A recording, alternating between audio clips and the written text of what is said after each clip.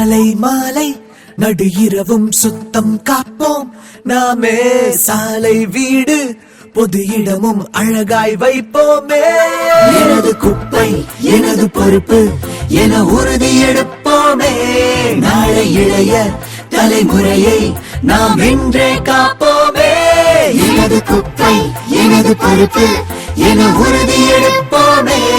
நாளை இளைய தலைமுறையை நாம் இன்றே காப்போமே. மக்கும் குப்பை மக்கா குப்பை பிரிச்சு போட்டா நலமாகும்.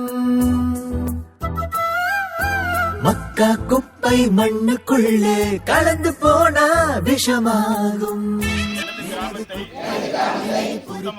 சுத்தமாகவும் தூய்மையாகவும் வைத்துக் கொள்வேன்.